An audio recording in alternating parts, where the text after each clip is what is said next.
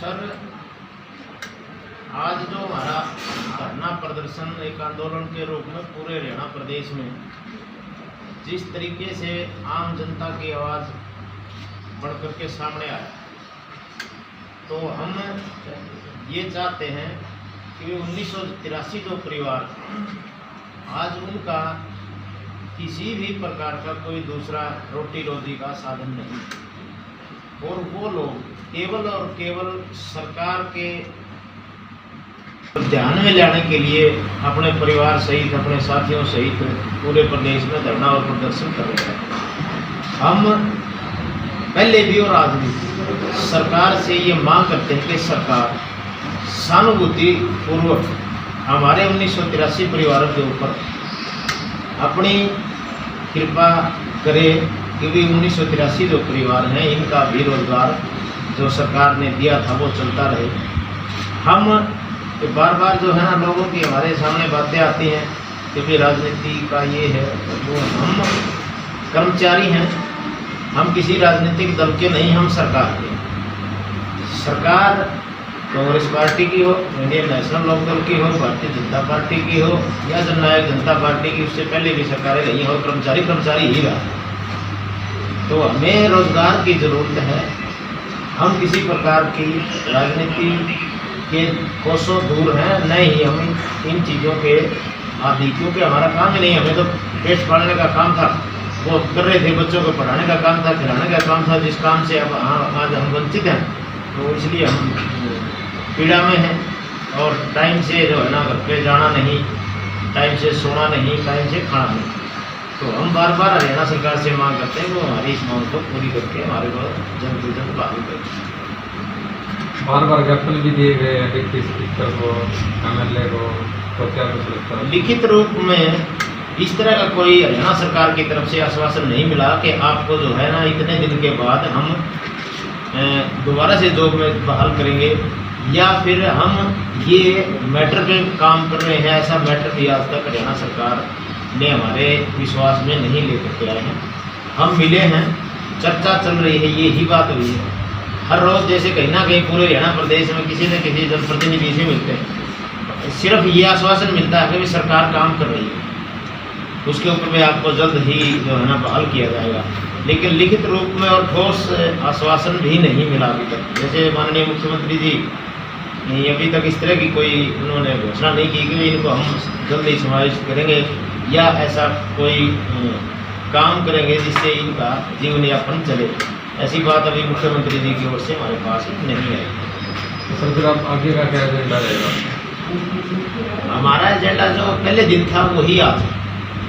हम 1983 PTI पूरे हरियाणा प्रदेश में कर्मी अनशन पे बैठे हैं, और सरकार जब तक हमें पुनः बहाल नहीं करती तब तक हम बैठे रहेंगे, हम घर नहीं जाएंगे। हम सरकार की शरण में बैठे हैं, सरकार जो चाहे हमारे साथ करे, उसके लिए हम तैयार हैं। हम बिल्कुल पूरे प्रदेश में शांतिपूर्वक तरीके से जनता का अमन और चैन यूँ का यूँ बरकरार रहे। महामारी का दौर है, आम आदमी पीड़ित है, तो इसलिए हम ये कतई नहीं चाहते कि प्रदेश में अशांति फैले, किसी को नुकसान हो। और जो हमारे साथी हैं हम उनको बिल्कुल शांतिपूर्वक तरीके से बात करके और इस आंदोलन को हम चला देंगे, जैसा आप देख भी रहे हैं। आगे की जो रणनीति है, रणनीति का मतलब ये होता है कि हमें कुछ बुरा नहीं करना, हम सिर्फ प्रदर्शन के माध्यम से, ज्ञापन के माध्यम से समय समय पर सरकार को जगा रहे हैं कि आप हमारी बात को माने, बात रखो। तो जैसे आज हिसार की हम बात लें, हिसार में बैठे हैं, तो हमारे पास ऐसे ऐसे अनुभवी अध्यापक हैं, ऐसे ऐसे हमारे बच्चे हैं जो 10 साल के दौरान में हमने तैयार किए हैं, और सरकार ने ही उनको सम्मानित किया है। चाहे वो पिछली सरकार रही हो, चाहे आज मनोहर लाल खट्टर जी की सरकार हो, उन सरकारों के दौरान भी हमारे बच्चों को और हमारे को सम्मानित किया गया है मेडल के तौर पर या किसी उसके रूप में, क्योंकि हमारे को प्रोत्साहन के रूप में मिला है। चाहे वो स्कूलों की बात करें, गाँव के स्तर पर जाएँ तो गाँव के अंदर, और किसी भी साथी को किसी एलिगेशन में नहीं है। माननीय सुप्रीम कोर्ट ने भी किसी साथी को हमारे को टिक मार्क नहीं कहा कि भाई ये फलां व्यक्ति जो है ना इसकी वजह से सारी भर्ती प्रक्रिया को नुकसान, ऐसा भी नहीं मिला। तो हमारे ऊपर जो किसी भी प्रकार का अगर दोष आरोप लगा तो हमने उसको माननीय सुप्रीम कोर्ट में और हरियाणा हाई कोर्ट में भी उसको हमने दुरुस्त किया। कोई कहीं गलतफहमी से कोई चीज़ें अगर आई थी तो वो हमने दूर कर दी। और माननीय सुप्रीम कोर्ट ने भी, जैसे बार बार आपके बीच में चर्चा आती है कि अभी लॉकडाउन के 5 महीने के बाद में भर्ती प्रक्रिया पूरी करें।